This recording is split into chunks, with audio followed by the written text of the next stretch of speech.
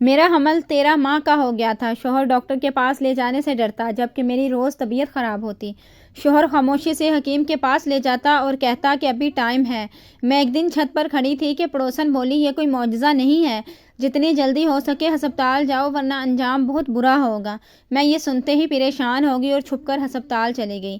میرا دل پھٹ گیا جب مجھے دیکھتے ہی ڈاکٹر نے چیخ چیخ کر سب ڈاکٹرز کو اکٹھا کر لیا اور بتایا کہ میرا نام مہین ہے۔ میں بہت ہی زیادہ خوبصورت تھی۔ میری خوبصورتی دیکھ کر ہی میری ساس مجھے لے گئی تھی۔ ان کا ایک ہی بیٹا تھا لیکن 7 بیٹیاں تھیں، جن میں سے صرف 2 ہی بیٹیوں کی شادی ہوئی تھی۔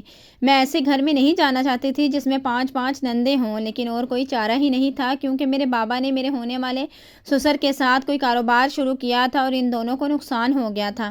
اب وہ یا تو ایک دوسرے سے رشتہ بنا لیتے ورنہ بہت بڑی دشمنی بن جانی تھی اور ہم لوگ زیادہ مشکل میں پڑ جاتے۔ میرے بابا نے کہا کہ تو نے میری جان بچانی ہے تو میری پیاری بیٹی ہے تو ان کے بیٹے سے شادی کر لے، رشتہ داری ہو جائے گی تو وہ ہم سے پیسوں کا مطالبہ نہیں کریں گے ورنہ ہمیں عدالت میں لے جائیں گے۔ میں نے کہا کہ ایسے گھر میں میری کیا ہی عزت ہوگی؟ تو میرے بابا نے کہا کہ عورت کی ویسے بھی سسرال میں اتنی جلدی کوئی عزت نہیں ہوتی، تو اپنے شوہر پر بس قابو کرنا، اس کو اپنی میٹھی میٹھی باتوں میں الجھا لینا اور اس سے گھر الگ ہو جانے کا مطالبہ کرنا۔ جبکہ یہ اتنا آسان کام نہیں تھا کیونکہ وہ ایک اکلوتا بیٹا تھا، اس کا نام علی تھا۔ میرے ماں باپ نے اپنی جان بچانے کے لیے میری شادی علی سے کروا دی۔ ہم لوگ تو شہر میں رہتے تھے لیکن یہ لوگ گاؤں میں رہتے تھے۔ جب میری شادی ہوئی تو شادی والے دن ساس بس یہی کہہ رہی تھی کہ مجھے تو جلدی سے پوتے یا پوتی کی شکل دیکھنی ہے، گھر میں رونق لگ جائے گی تو اچھا ہے۔ میری ساس کو بچے پیدا کرنے کا بہت شوق تھا، دیکھ کر تو ایسا لگتا تھا کہ شاید بیٹے کے لیے بیٹیاں پیدا کی ہیں، لیکن ایسی کوئی بات نہیں تھی۔ اصل میں ان کو بچے بہت پسند تھے، اسی لیے انہوں نے اتنے سارے بچے پیدا کیے تھے۔ جیسا میں نے سوچا تھا ویسا میرے ساتھ اس گھر میں ابھی کچھ نہیں ہو رہا تھا۔ میرے ساتھ کوئی برا سلوک نہیں کیا جا رہا تھا، بس ویسے ہی ہو رہا تھا جیسے بہو کے ساتھ ہوتا ہے۔ پہلے دن سے ہی بچے کی باتیں شروع ہو گئی تھیں۔ شادی ہو گئی ہے تو جلد از جلد بچہ پیدا ہونا چاہیے، لیکن جب پہلا مہینہ گزر گیا تو میری ساس نے تبھی سے عجیب سا منہ بنا لیا اور میں حیران رہ گئی کہ رات کے ٹائم میں وہ میرے شوہر سے کہہ رہی تھی کہ کل اس کو ڈاکٹر کے پاس لے جانا، اس کے ہاں اولاد کیوں نہیں ہو رہی۔ میں حیران رہ گئی کہ ابھی تو ایک صرف مہینہ گزرا ہے، آخر یہ کس قسم کے لوگ ہیں؟ کیا مجھے صرف بچہ پیدا کرنے کے لیے لائے تھے؟ میں نے اپنے شوہر سے کہا تو اس نے کہا جو میری امی کہیں گی وہی ہوگا، تمہیں زیادہ بولنے اور سوچنے کی ضرورت نہیں۔ میں بہت پریشان رہتی تھی۔ میری شادی کو 6 سے 7 مہینے گزر گئے تھے لیکن ابھی تک میرے ہاں کوئی اولاد کی خبر نہیں تھی۔ ان 7 مہینوں کو میری ساس نے گناہ بنا دیا، ایسا لگتا تھا کہ 7 مہینے نہیں بلکہ 7 سال گزر گئے ہیں۔ جب مجھے ڈاکٹر کے پاس لے کر گئی تو ڈاکٹر نے بھی کہا کہ 1 سال تک اگر اولاد نہ ہو تو پھر ڈاکٹر سے رابطہ کرتے ہیں۔ ابھی تو 6-7 مہینے گزرے ہیں، یہ کوئی ایسی بڑی بات نہیں ہے۔ میری ساس نے کہا یہ ماں بھی بن سکتی ہے، یعنی آپ مجھے ٹیسٹ کر کے بتائیں۔ ڈاکٹر نے مجھے قابل رحم نظروں سے دیکھا اور اس نے کہا بن سکتی ہے، آپ پریشان نہیں ہوں، جبکہ اس نے میرا چیک اپ نہیں کیا تھا۔ اس نے مجھے کہا کہ تمہاری ساس تو بہت ہی زیادہ دقیانوسی عورت ہے، ان کو یہی کہہ دیتی ہوں کہ سب کچھ ٹھیک ہے۔ میں نے کہا ڈاکٹر صاحبہ کیا ٹھیک نہیں ہے؟ تو انہوں نے کہا کہ بس تھوڑا سا مسئلہ ہے لیکن وقت کے ساتھ ساتھ ٹھیک ہو جائے گا، اگر ان کو بتا دیا تو تمہارا گھر برباد ہو جائے گا۔ میں نے کہا کہ پھر تو آپ بہت اچھی انسان ہیں۔ اس نے کہا میں ایسے کیس دیکھتی رہتی ہوں، اسی لیے مجھے پتا ہے کہ کس وقت کیا بولنا ہے۔ ڈاکٹر مجھے بہت اچھی لگی۔ میں نے کہا کہ اگر میرے ہاں اولاد ہوئی تو میں آپ کے ہی پاس آؤں گی۔ اس نے کہا ٹھیک ہے، میں اسی ہسپتال میں ہوتی ہوں، 24 گھنٹے موجود رہتی ہوں، اگر کبھی نہیں بھی ہو تو فون کر کے مجھے بلوا لینا۔ اس ڈاکٹر کا نام ڈاکٹر فریہ تھا۔ مجھے تو ڈاکٹر بہت اچھی لگی لیکن ابھی میرے ہاں کوئی خوشخبری نہیں تھی۔ ڈاکٹر نے کہا تھا کہ تھوڑا سا مسئلہ ہے لیکن اتنا زیادہ نہیں۔ اسی طرح 4-5 مہینے اور گزر گئے اور میری ساس نے سب کو کہنا شروع کر دیا میری بہو تو بانجھ ہے۔ جب محلے سے کوئی عورت آتی تو اس کو بھی یہی کہتی، کسی شادی میں جاتی تو وہاں پر بھی یہی بات کہتی، میری بہو بچے پیدا نہیں کر سکتی، بانجھ ہے، بس ایسے ہی اٹھا کے لے آئیں، بیٹے کی زندگی برباد ہوگی۔ میرے لیے یہ سب کچھ بہت زیادہ مشکل تھا، سمجھ نہیں آتی تھی کہ کہاں جاؤں۔ ساس کے سامنے کوئی بات کرتی تو وہ کہتی کہ کیسے زبان چلا رہی ہے، آج کل کی لڑکیوں کو تو سب کچھ پتہ ہوتا ہے، جن باتوں کا ہمیں شادی کے بعد پتہ چلا ان کو تو پہلے سے ہی پتہ ہوتا ہے۔ میرا کہنا تھا کہ کچھ مسئلہ نہیں ہے، سب کچھ وقت کے ساتھ ساتھ ٹھیک ہو جائے گا، ہو سکتا ہے قدرتی طور پر دیر ہو رہی ہو۔ تو میری ساس کہتی کہ ایسا تو ہو ہی نہیں سکتا۔ پہلے سال میں ہی اولاد پیدا ہو جاتی ہے۔ جب ہماری شادی کی سالگرہ ہوئی تو ہمارا بچہ 3 مہینے کا تھا۔ 1 سال کے اندر ہی ہم نے بچہ پیدا کر دیا تھا۔ یہ تو شکر ہے کہ میری عمر زیادہ نہیں تھی، نہیں تو اس بات پر بھی مجھے طعنے سننے کو ملتے۔ میرا شوہر تو کچھ بولتا ہی نہیں تھا، بس چپ چاپ بیٹھا رہتا، جو اس کی ماں کہتی وہی کرتا۔ میں بہت زیادہ پریشان تھی۔ پھر اللہ نے کرم کیا، ایک دن میری طبیعت بہت زیادہ بگڑ گئی۔ مجھے حکیم کے پاس لے گئے تو حکیم نے کہا یہ ماں بننے والی ہے۔ تب کہیں جا کے سب کو سکون کا سانس آیا۔ میری ساس کو تو خوش ہونا چاہیے تھا، لیکن ان کے چہرے پر پریشانی تھی، کیونکہ وہ پورے خاندان میں مجھے بانجھ مشہور کر چکی تھی، اور اب سارے خاندان والے کہتے تھے کہ آپ تو کہتی تھی کہ آپ کی بہو بچہ پیدا ہی نہیں کر سکتی، پھر یہ کیسے ہو گیا؟ ابھی چپ ہو گئی، کیونکہ بلا آخر میری دعائیں سن لی تھیں۔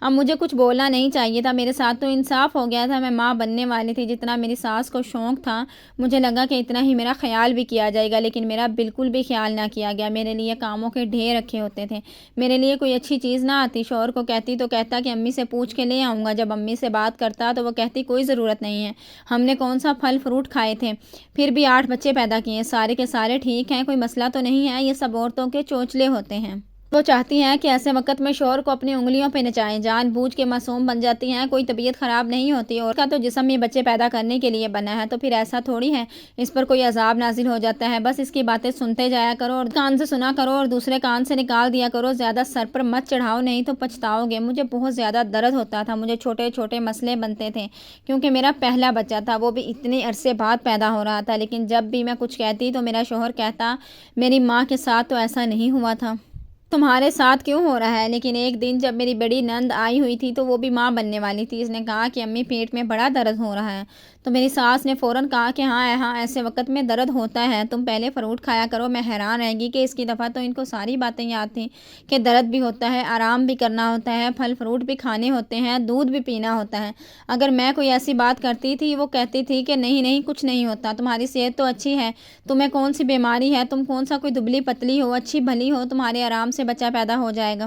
پیٹ بھی بہت زیادہ نکلا ہوا تھا، اتنا تو میں نے کسی کا بھی نہیں دیکھا تھا، اور کہتے ہیں کہ پہلے بچے پر تو پیٹ زیادہ نہیں نکلتا کیونکہ انسان کی چمڑی سخت ہوتی ہے، لیکن میرے ساتھ نہ جانے کیا تھا، میرا پیٹ بہت زیادہ نکلا ہوا تھا، اسی لیے میری ساس کہتی تھی کہ اتنا بڑا پیٹ نکالا ہے تو ہمارا بچہ صحت مند ہوگا، زیادہ الٹی سیدھے باتیں کرنے کی ضرورت نہیں ہے، مجھے یہ ہو رہا ہے کہ مجھے وہ ہو رہا ہے، کوئی مسئلہ نہیں ہے تمہارے ساتھ۔ مجھے بہت زیادہ درد ہو رہا تھا۔ ایک دفعہ امی کی کال آئی تو ان کو بتایا، امی نے کہا کہ اتنا درد تو نہیں ہوتا، جاؤ ڈاکٹر کے پاس۔ اب ان کو کیا کہتی کہ یہ مجھے ڈاکٹر کے پاس نہیں لے کر جا رہے ہیں، وہ لوگ بھی مجھے یہاں چھوڑ کر بھول گئے تھے، کیونکہ وہ لوگ ان کے مقروض تھے، اس لیے یہاں پر نہیں آتے تھے، تو یہ کوئی بات کر دیتے، اس لیے انہوں نے یہاں آنا ہی چھوڑ دیا تھا، فون صرف مجھے کرتے تھے، ان لوگوں کو کچھ بھی نہیں کہتے تھے کہ ہماری بیٹی کا خیال رکھیں یا نہیں۔ یہ میری زندگی تو عذاب ہو گئی تھی، مجھے اپنے بچے کی فکر تھی، میں تو جیسے تیسے گزارا کر لیتی، پر کہیں میرے بچے کو کچھ نہ ہو جاتا۔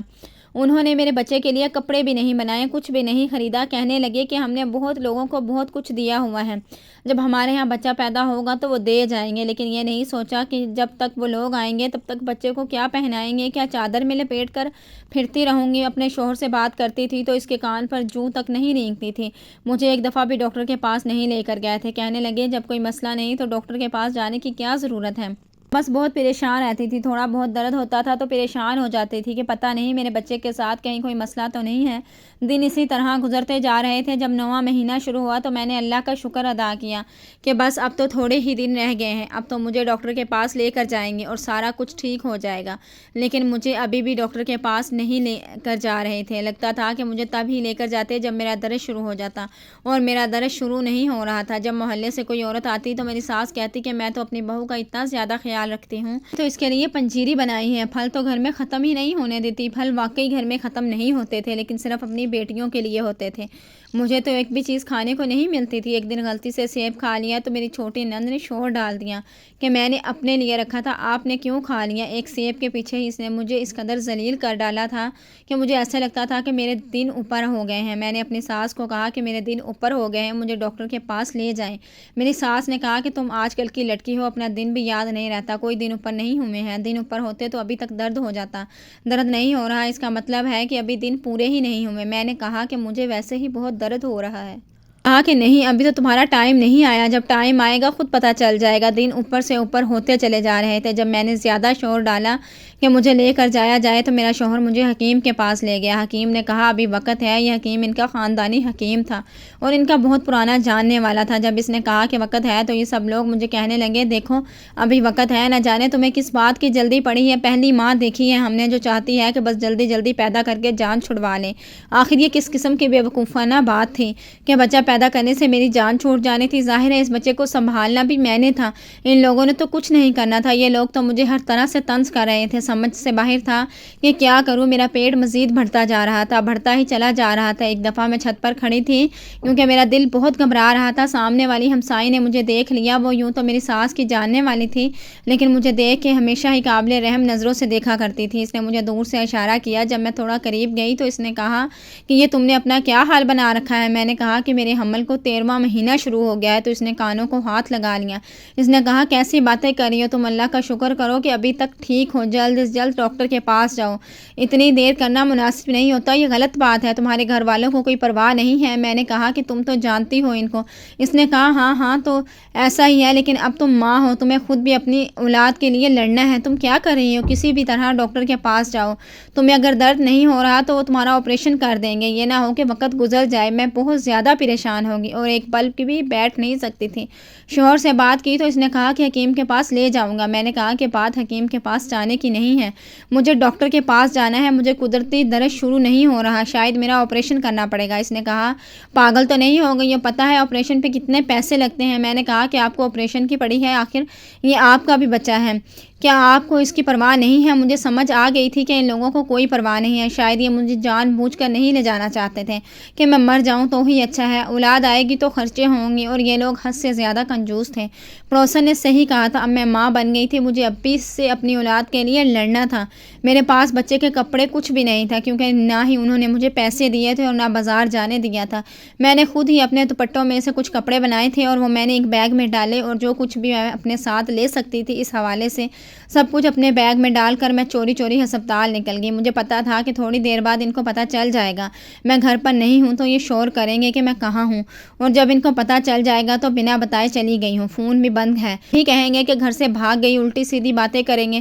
اگر یہ پتہ چل گیا کہ ہسپتال گئی ہوں تب بھی مجھے ڈانٹ پڑے گی، میرا شوہر مجھ پر غصہ ہوگا، لیکن اب مجھے کسی کی پرواہ نہیں تھی سوائے اپنے بچے کے۔ میں ہسپتال چلی گئی اور وہ ڈاکٹر مجھے جلد ہی مل گئی۔ میں نے ان کو بتایا کہ یہ معاملہ ہے۔ اس نے اپنے آلے سے مجھے چیک کیا اور جب اس نے وہ میرے پیٹ پر لگا کر سنا تو اس کی آنکھیں پھٹی کی پھٹی رہ گئیں۔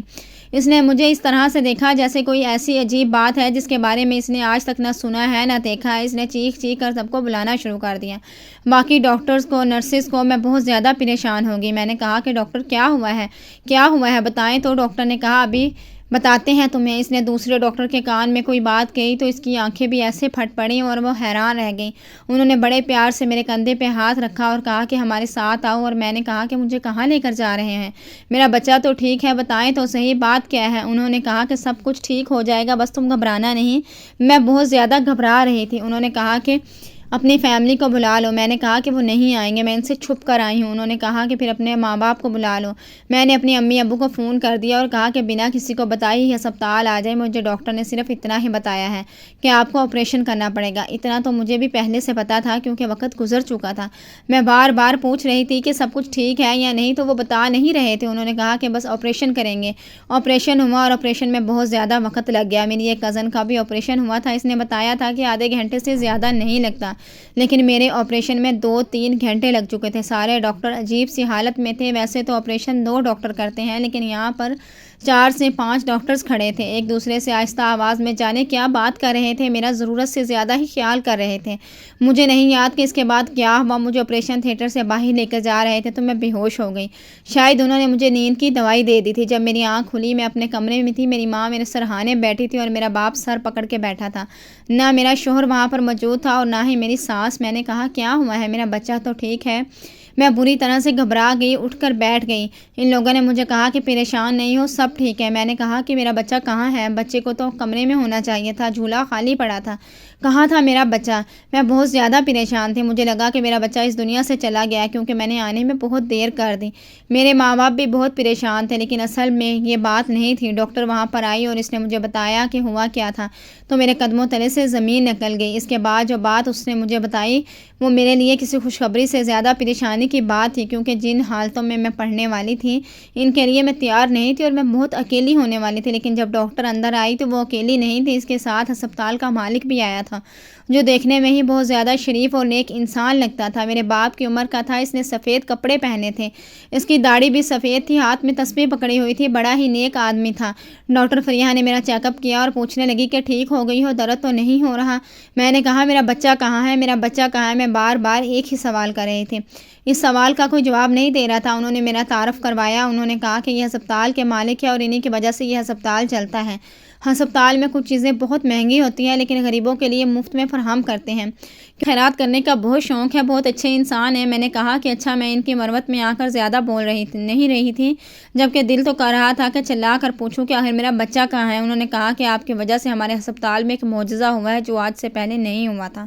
ہمارے ہسپتال بہت مشہور ہو جائے گا، تھوڑی دیر بعد ہی میڈیا والے بھی آئیں گے، شاید آپ کا انٹرویو بھی لیں، لیکن اگر آپ کی اجازت ہو تو میرا شوہر بھی وہاں پر آ گیا اور میری ساس بھی۔ انہوں نے کہا کہ اچھا تم یہاں پر بیٹھی ہو، ہم کب سے تمہیں تلاش کر رہے تھے۔ میری ماں باپ کو انہوں نے کہنا شروع کر دیا کہ آپ کی بیٹی کو ہم فارغ کرا دیں گے، جو عورت گھر سے بھاگ جائے ہم اسے واپس نہیں رکھتے۔ پوری رات گزر چکی ہے، پتہ نہیں یہ رات اس نے کہاں گزاری ہے۔ میرے شوہر کے جو منہ میں آ رہا تھا وہ بول رہا تھا۔ میرے باپ نے کہا کہ دیکھ نہیں رہے کہ اس نے ہسپتال میں رات گزاری ہے، کس قسم کے آدمی ہو تم؟ میرے شوہر نے کہا کہ میں آپ کی بیٹی کے ساتھ نہیں رہ سکتا، میں اس کو فارغ کر دوں گا۔ میں حیران رہ گئی، میں پریشان تھی۔ تب ڈاکٹر نے کہا کہ آپ نے جو اس لڑکی کے ساتھ کیا ہے نا، آپ کو اس کو چھوڑ ہی دینا چاہیے، کیونکہ آپ اس قابل نہیں ہیں کہ آپ نے ایک ساتھ 13 جانوں کو خطرے میں ڈالا۔ یہ بات ڈاکٹر کے منہ سے نکلی اور میں پریشان ہو گئی۔ مجھے سمجھ نہیں آ رہا تھا کہ یہ سچ ہو سکتا ہے یا نہیں۔ میں حیران تھی اور باقی سب لوگ بھی۔ میرے شوہر کی عجیب سی شکل نکل آئی اور میری ساس کی بھی۔ انہوں نے 2 منٹ ایک دوسرے کو دیکھا اور پھر کہا کہ اس عورت نے ایک ساتھ 12 بچے پیدا کر دیے۔ ارے بھائی، یہ عورت ہے یا بھوت؟ کیسے ان بچوں کی پرورش کرے گی؟ ہم کہاں سے اتنا کچھ لائیں گے؟ ہمارے پاس تو پیسے بھی نہیں۔ اس بوڑھے آدمی نے کہا کہ میں نے تمہارے پہلے ہی حال دیکھا ہے بیٹی، تم نے جس طرح دوپٹے کاٹ کر کپڑے بنائے ہوئے تھے، میں جانتا تھا کہ تمہارے ساتھ کچھ برا ہوا ہے۔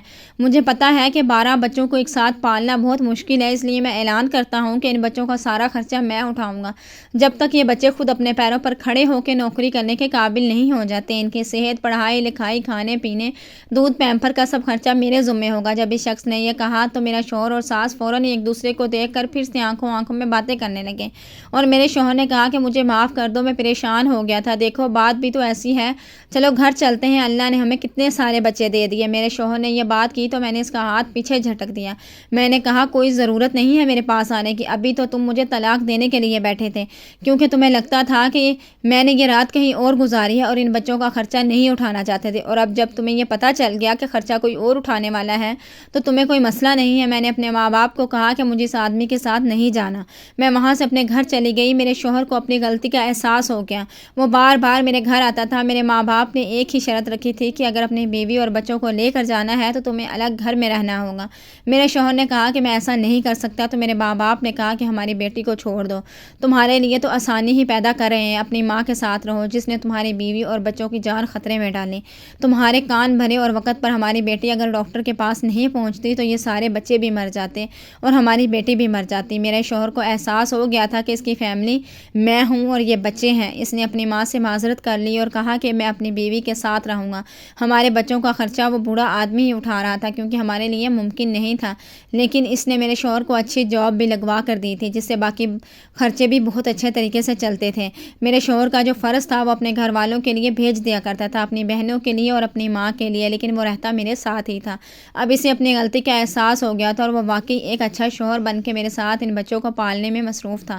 میرے ساتھ کیا ہوا یہ مجھے اس لیے نہیں بتایا گیا تھا کیونکہ کہیں میں پریشان نہ ہو جاؤں، میرا بلڈ پریشر نہ بڑھ جائے، کیونکہ اس طرح میرے اور میرے بچے دونوں کے لیے مسئلہ بن جاتا، لیکن یہ بات واقعی مشہور ہو گئی کہ میڈیا میں بھی یہ خبر چلی کہ چھوٹے سے گاؤں میں ایک عورت نے 12 بچوں کو جنم دیا، جس میں سے 6 بیٹے تھے اور 6 بیٹیاں، اور اس ہسپتال کے ڈاکٹرز کی قابلیت پر بھی رشک کیا جا رہا تھا، جنہوں نے اتنا مشکل کیس ہینڈل کیا اور ماں سمیت سارے بچوں کی جان بچا لی۔ میری ساس کیا چاہتی تھی یہ میں آج تک نہیں سمجھ پائی۔ پہلے ان کو بچوں کی خواہش تھی، لیکن بعد میں ان کو بچوں سے ہی نفرت تھی۔ شاید وہ یہی سوچتی تھی کہ اگر بچہ پیدا ہو جائے گا تو ان کا بیٹا ان کو بھول جائے گا۔ اللہ کا شکر ہے جس نے میرے بچوں کی خوراک اور پرورش کا انتظام کیا۔ بے شک اللہ کا وعدہ ہے اگر وہ کسی کو اس دنیا میں بھیجتا ہے تو اس کے رزق کا بھی انتظام کر دیتا ہے، ورنہ ان 12 بچوں کو پالنا ہمارے لیے بہت مشکل تھا، لیکن اس ایک انسان نے سارا ذمہ اپنے سر لیا اور میرے بچے بہت اچھے طریقے سے پل رہے ہیں۔ ان کے لیے ہر اچھی چیز کا انتظام ہو رہا ہے۔ میں ہر سانس میں اللہ کا شکر ادا کرتی ہوں۔ اگر آپ کو ہماری آج کی یہ کہانی پسند آئی ہے تو پلیز ویڈیو کو لائک، شیئر اینڈ کمنٹ ضرور کریں۔ چینل کو سبسکرائب نہیں کیا تو پلیز ہماری سپورٹ کے لیے چینل کو سبسکرائب کر دیں۔